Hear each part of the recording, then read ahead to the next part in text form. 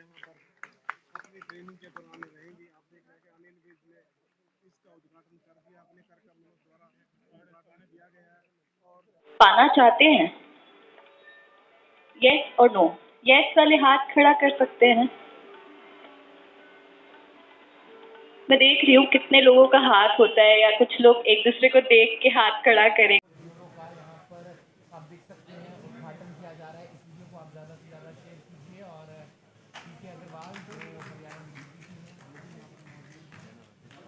किस तरीके से नशे को कंट्रोल किया जाए के माध्यम से इस Haryana state narcotics control bureau के माध्यम से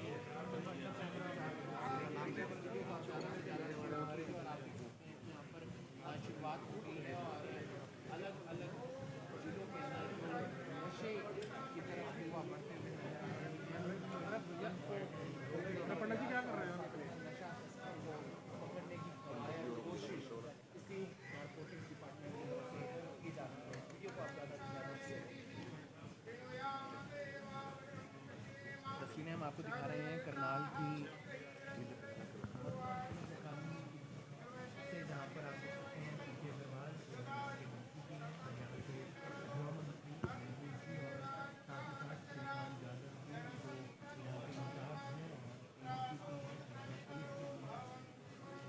पूरी तरह से खत्म किया जाए, क्योंकि अभी नशा मुक्त भारत अभियान में चलाया गया है।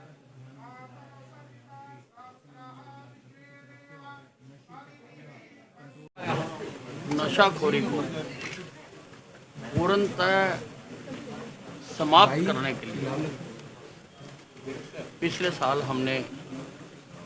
पिछले साल हमने नारकोटिक ब्यूरो का गठन किया था। आज उसके कार्यालय का उद्घाटन किया जा रहा है, जहां से सारे हरियाणा में इसकी गतिविधियां चलाई जाएंगी और नशाखोरी में संलिप्त लोगों का सारा डाटा तैयार किया जाएगा, ताकि उन पर, उनकी गतिविधियों पर पूरी तरह से नज़र रख सकें। हमारी सरकार पूरी तरह से कमिटेड है कि हमने हरियाणा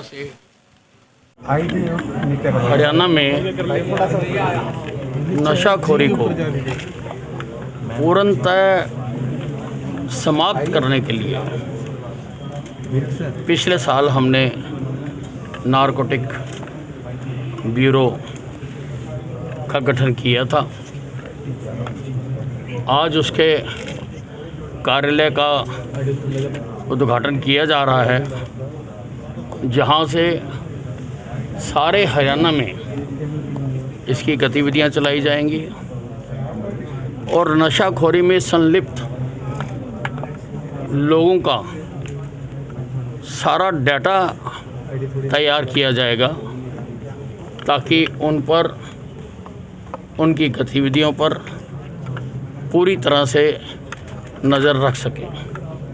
हमारी सरकार पूरी तरह से कमिटेड है कि हमने हरियाणा से नशाखोरी को उखाड़ के फेंकना है।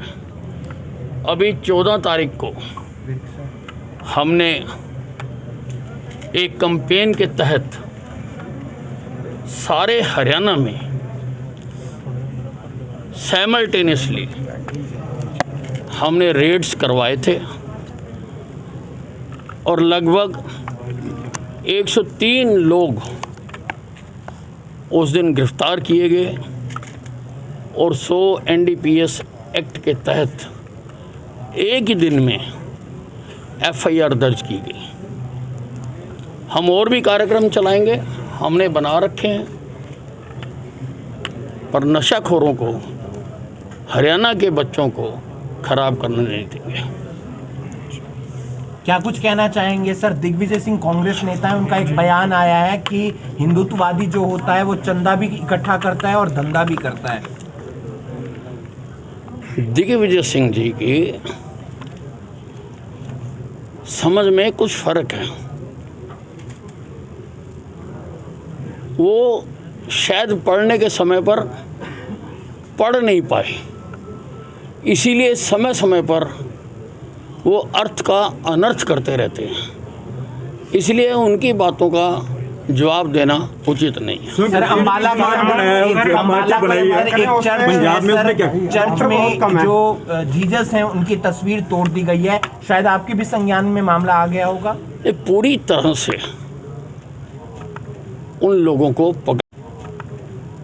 को पकड़ने के लिए हमने प्रयास शुरू किए। 3 टीमें, एक CIU 1 के नेतृत्व में, एक CIU 2 के नेतृत्व में और एक SHO अम्बाला कैंट के नेतृत्व में हमने गठित की है। CCTV फुटेज हमने हासिल कर ली है, उसमें 2 लड़के इस वारदात को अंजाम देते हुए नज़र आ रहे हैं। हम उस CCTV की जो फुटेज है उसके आधार पर हमें उम्मीद है कि जल्दी ही हम ऐसे तत्वों को गिरफ्तार करेंगे। सर, कोविड के चुनाव लड़ने जा रहे हैं पंजाब में संयुक्त किसान मोर्चा के, अलग से उन्होंने पार्टी बना ली, अपनी पार्टी बना ली, उसको कैसे देखिए, ये तो मेरी बात सच सिद्ध हो गई। मैं तो शुरू से कहता आया हूँ कि इनका मकसद कुछ और है, इनकी राजनीतिक महत्वाकांक्षा है।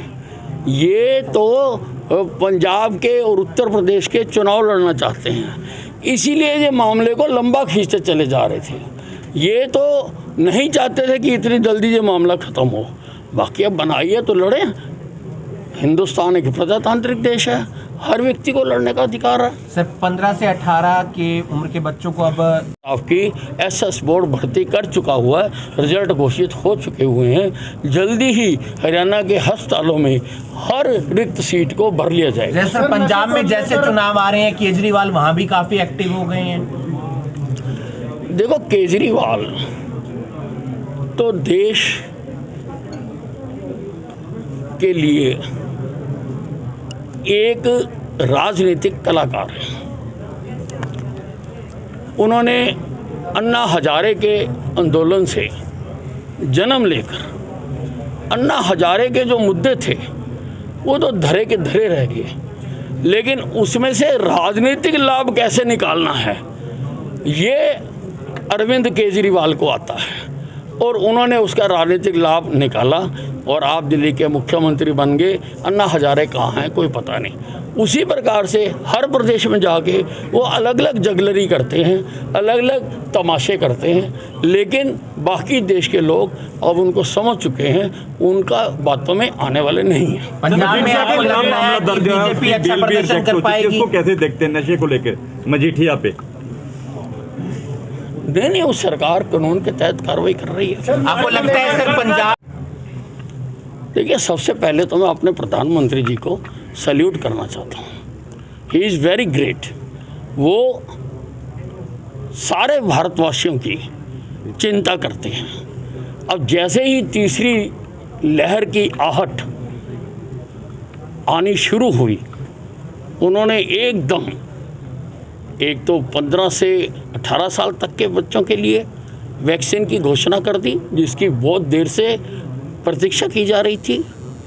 दूसरा, जो स्वास्थ्यकर्मी हैं और जो वॉरियर्स हैं, कोरोना के वॉरियर्स हैं, उनको बूस्टर डोज लगाने की घोषणा कर दी।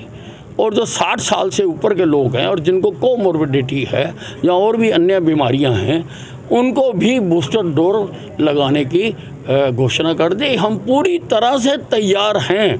पहले ही हम हरियाणा में बड़ी तेज़ी से वैक्सीनेशन कर रहे हैं। जो पहली डोज है वो लगभग 95% हमारी हो चुकी हुई है, और दूसरी डोज जिस दिन से मैंने घोषणा की है कि 1 तारीख के बाद जिसको दोनों डोजें नहीं लगी होंगी उसको सार्वजनिक स्थान पर जाने की इजाज़त नहीं होगी। दूसरी डोज लगाने वालों की लाइनें लगी हुई हैं और हर रोज़ 1 लाख 1.5 लाख पहले से ज़्यादा लोग वैक्सीनेशन करवा रहे हैं। हमारी पूरी तैयारी है, सरकार के जो आदेश हैं उनको अक्षरशः पालना करने के लिए हम तैयार हैं। सर एक फॉरेंसिक का मामला सामने आया है, आपके पास है कि रिश्वत का मामला आपके पास आया है? एक एक बोल लो, मैं सबका जवाब दूंगा। 11 लाख रुपए रिश्वत का मामला आपके पास कहना है। मैंने ममता सिंह की अध्यक्षता में एक एसआईटी बना दी है और जैसे ही उसकी रिपोर्ट आएगी मैंने जल्दी रिपोर्ट देने के लिए कहा है और तुरंत मैं कार्रवाई करूंगा। क्या मामला क्या सर, दिक्कत का सामना करना पड़ रहा है? हाँ जी, पुलिस को नशे को लेकर एक दिक्कत का सामना करना पड़ रहा है जी। मेडिकल की कुछ गोलियां ऐसी मार्केट में आ गई है जिन पे कोई धारा ही नहीं बनती। नहीं बनती है धारा, बनती है धारा। हमने वो गोलियां भी पकड़ी हैं और उनके ऊपर केस भी दर्ज किया। सर डॉक्टरों की कमी है, डॉक्टर पीछे हड़ताल पर थे, उनका कहना है कि 980 डॉक्टर आपकी कमी है। 980 डॉक्टर हम भर्ती करने जा रहे हैं, उसकी प्रक्रिया आरंभ हो चुकी है और बाकी स्टाफ की भी, पैरामेडिकल स्टाफ की, नर्सिंग स्टाफ की